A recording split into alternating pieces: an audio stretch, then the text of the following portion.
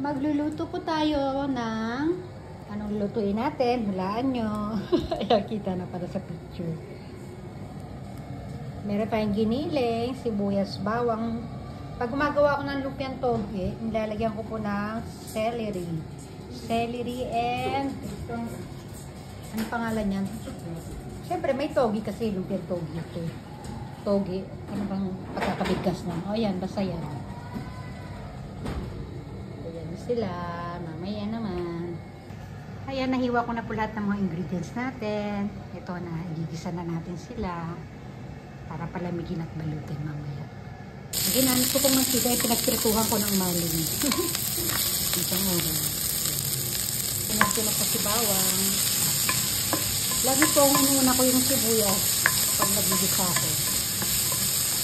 Kasi nga, nagkasabihan daw na may natural oil ang sibuyas. Then, nilagay ko na rin po yung giniling. Tapos, lalagyan ko na ito ng, simplahan ko naman ito ng salt and pepper. Ayan, medyo nagba-brown-brown na yung mga giniling natin. Pag brown na siya, ilalagay na natin si carrots. Ayan. Pan ko po muna para maluto yung ating carrots.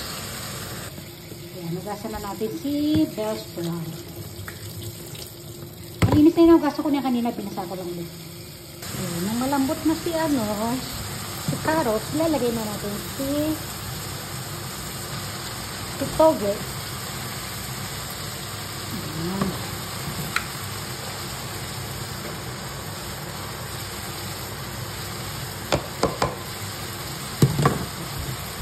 Kaya nung nahalo ko na siya, saka ko po nilalagay si green bell pepper.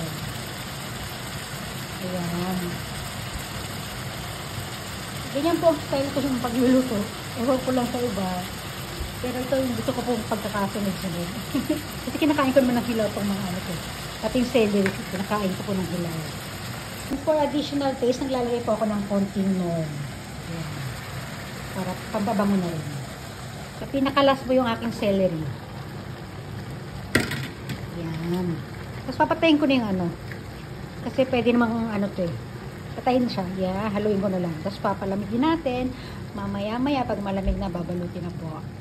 Yan. Sinaling ko po siya sa, sa strainer para matanggal yung mga ang tawag doon, mga sabaw na galing sa sa toge. Yan.